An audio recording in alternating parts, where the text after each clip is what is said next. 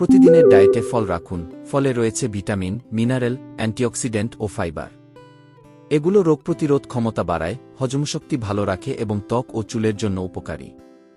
2. পুরো ফল খান, জুস নয়। ফলের জুসের তুলনায় পুরো ফলে ফাইবার থাকে, যা রক্তে শর্করার মাত্রা নিয়ন্ত্রণে সাহায্য করে। জুসে অনেক সময় অতিরিক্ত চিনি থাকে এবং ফাইবার বাদ পড়ে যায়। 3. রং বেরঙের ফল খান। বিভিন্ন রঙের ফলে বিভিন্ন ধরনের পুষ্টি উপাদান থাকে।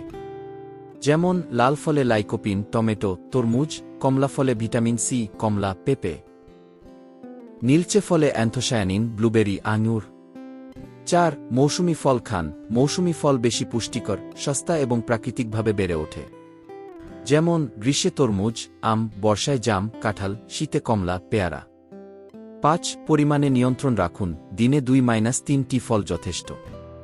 অতিরিক্ত ফলে ক্যালোরি ও প্রাকৃতিক চিনি বেড়ে যেতে পারে, যা ডায়াবেটিস বা ওজন সমস্যা থাকলে সতর্ক হতে হবে। 6. খোসা ও বীজের উপকারিতা। অনেক ফলে খোসা, যেমন আপেল, নাশপাতি বা বীজ, আঙুর, তরমুজ, ফাইবার ও পুষ্টিতে ভরপুর। যেখানে সম্ভব ভালোভাবে ধুয়ে খোসাসহ খান। 7. খাওয়ার সময়, সকালের নাস্তায় বা বিকেলের স্ন্যাক্স হিসেবে ফল ভালো। ঘুমানোর ঠিক আগে ভারী বা বেশি মিষ্টি ফল এড়িয়ে চলা উচিত। ভিডিওটি ভালো লাগলে শেয়ার করে দিবেন।